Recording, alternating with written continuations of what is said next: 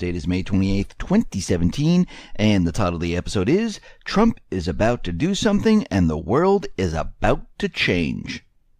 Now, before I get started, I just want to make an announcement. On Saturday, I uploaded an interview with Charles Hugh Smith. It is on the X22 Report Spotlight YouTube channel. So if you go over to YouTube and you type in X22 Report Spotlight, it will bring you right to the video. Or you can come over to the x22report.com site, scroll down a little bit, look over to your right-hand side, you'll see the video there. Or you can go to newssentinel.com, same thing, scroll down a little bit, look over to your right-hand side, and you can play the video right on the site. Let's get into the economic collapse, political and geopolitical news. Now, over this long holiday weekend, we can see that the corporate media, well, they're not letting up. The deep state is not letting up. And we have to remember the corporate media is the mouthpiece for the deep state. Well, they're pushing out the idea that Jared Kushner, and this is the president's son-in-law, well, he was dealing with the Russians, that he was talking to the Russians and they're looking for Russian collusion. This is what they've been doing for quite a while. And they're trying to get at Trump any which way they possibly can. And during this holiday season, they came out with this blockbuster announcement stating that Kushner sought secret back channels with Moscow. And we have to remember something very important. During a transition period, the transition team will speak to different foreign leaders. This is normal practice. And yes, were they looking for secure communication channels between the Trump transition team and Russia and probably many other countries? Of course they were. Obama did it. Other presidents have done it. So think about this. After Trump won the election, Kushner began discussions with the U.S. representative and another world superpower to set up the back channel communications that are standard when any new president is elected. And we're looking at this, and McMaster's is out there saying this is really a non-story because, as they state themselves, it is common for senior advisors of a newly elected president to be in contact with foreign leaders and officials. And this is stated actually in the article. Of course, it's buried down deep in it, so you just read the headline, and they're trying to, basically push the agenda forward and keep this alive over this long weekend, saying that he's not concerned about any back channel communication. He goes, we have back channel communications with a number of countries. So generally speaking, about back channel communication, it allows you to do so in a discreet manner. And you have to remember, they knew they were being spied upon. They knew that there were ears everywhere. Of course, we know the White House is bugged. And what the administration was doing is they were creating a back channel to basically sidestep the deep state from eavesdropping on their conversation. That's really what was happening. Actually, if we go back in time, Obama campaign, they opened a back channel to Iran. But of course, that's okay because it's Obama and he is part of the deep state system. So the corporate media really doesn't report on anything like this. And all other presidents have done the same exact thing. What they're doing is they're keeping the headlines out there, throwing out more headlines. And it really does sound like, oh, wow, they have this secure back channel. But this is normal for administration. They're just doing it over the long weekend to keep this story out there and to keep their Russian collusion agenda continually pushing forward, even though they have no evidence whatsoever. Now, as we know, Trump was out in the Middle East. He was in Brussels, and he was at the G7 meeting. And it looks like he's refusing to back the climate deal. And it looks like there was no breakthrough. All the other countries are on board with the Paris climate deal. And Merkel was actually very furious about the whole entire situation. She said the whole discussion about climate has been difficult, or rather very unsatisfactory. This is coming from Merkel. There is right now no agreement, but we've made very clear that we are not moving away from our position. Now, Trump has informed multiple individuals, including the EPA administration Scott Pruitt, that he intends to remove the United States from the Paris Climate Agreement. He also said he's going to make his decision next week on it. And we have to remember what this whole deal is about. Many people think, yes, it's because of global warming or climate change, reducing pollution, and everything like that. Think back on what the globalists wanted to do. they had the TPP, and to make the world as one, they needed to bring countries down to a certain level. They were bringing the United States down to a third world status, so this way workers from other countries could come into this country and actually work. Same thing with regulations.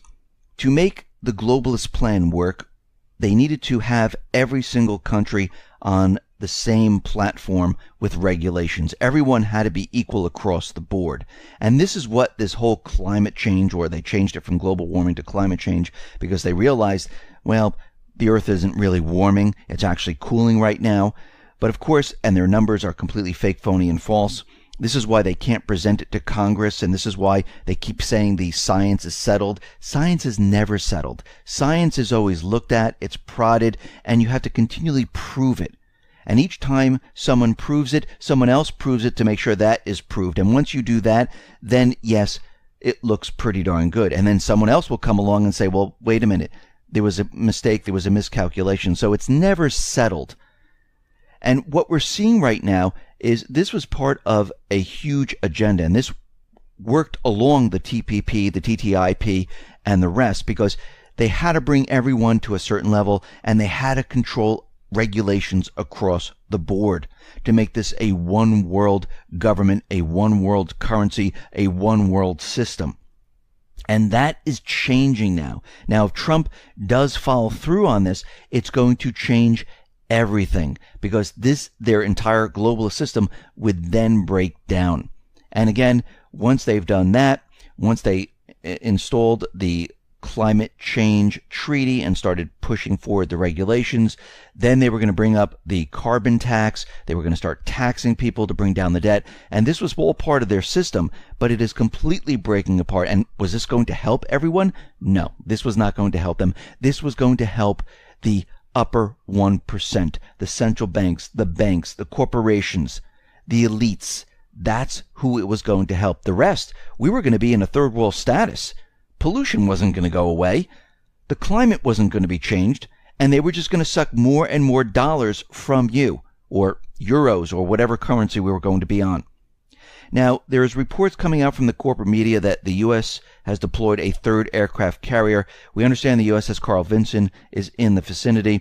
We also understand that the USS Ronald Reagan is coming in, but that's going to replace the Vinson. The Vinson is eventually going to leave. Now they're saying the USS Nimitz is expected to be on its way right into this area where North Korea is with the other aircraft carriers, and they're saying we're going to have 3 aircraft carriers there. Well, not really, because the Ronald Reagan's going to be there, the Vincent's going to be leaving, and the Nimitz, well, that has been under repairs, and has been under repairs for 20 months, and they were modernizing it, and they completed it in October, and they spent the last couple of months undergoing training and inspections in preparation for deployment. So where's this aircraft carrier going?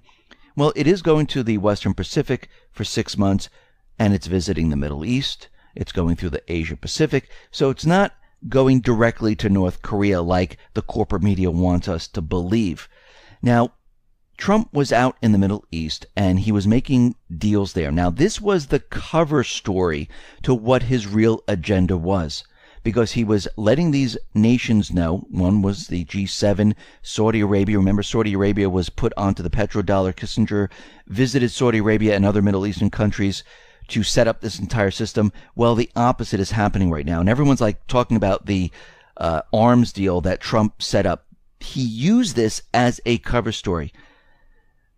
The Saudi arms deal was great for headlines about the $110 billion in defense equipment and services, but and of course it was the $350 billion in sales over the next 10 years.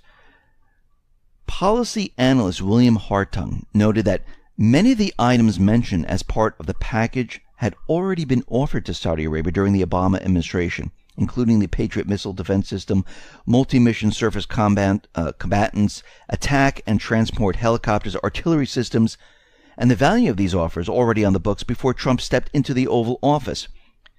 What Trump did, he used this as a cover story. The corporate media picked up on that. What he did behind the scenes was something completely different.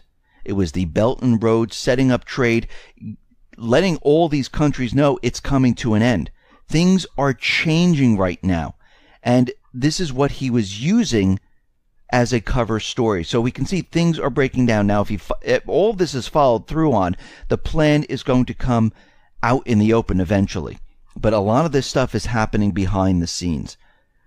We see that the Pentagon, they're out there saying that they're going to mark their first attempt to shoot down an intercontinental ballistic missile in flight. This is going to simulate North Korea attack on the United States when they don't even have a missile that can reach the United States right now. But they're making it look good and making everyone afraid, saying, look, if there's an intercontinental missile coming in, we can protect the country. And it looks like what the deep state wants to do at this point is they want to show everyone that, listen, we can protect the United States if we go in to North Korea and we invade. And it looks like this is what they're trying to do. Now, this system, known as the Ground-Based Mid-Course Defense System, has been compared to hitting a bullet with a bullet, or more precisely, involves hitting a rocket with a rocket that launches another rocket. And this is going to be done from an underground silo at Vandenberg Air Force Base in California. And the missile is going to fly towards the Marshall Islands. There's going to be another missile that is going to intercept it. And, of course, we're going to have to see how this all plays out. But I do believe that this is being used to show that, listen, if we go into North Korea and we have regime change and they try to fire off a nuclear weapon or a ballistic missile at the United States is safe. So let us go into North Korea and have regime change. We see ISIS commanders, well, they are now moving from the Islamic State. They're going over to the moderate rebels. We see this happening in Al-Tanf and many other areas because the Islamic State, they're pretty much finished. So they're going back to the moderate rebel or the Syrian Democratic Forces or whatever name they have for them today. But we can see this is exactly what they're doing. Syria has demanded an immediate halt to U.S.-led airstrikes after another 35 civilians were killed by coalition strikes. And they wrote a letter to the UN saying that these strikes create chaos, they help the terrorists launch attacks against government troops, and in no way are they helping get rid of the terrorist groups. And we know this for a very long time, that the deep state, they've been supporting the terrorist groups, they fund the terrorist groups. And many countries are calling the United States out on this. It's China, it's Russia, it's the Philippines, and we can see, and Syria. We're looking at Iran and many other, even Iraq is saying it. And we can see that a lot of countries are starting to realize what is happening here. And they're just coming out and calling out the coalition forces, the deep state, on what they've really been up to. We see that the Islamic State, well, they're urging an all-out war on the West for Ramadan.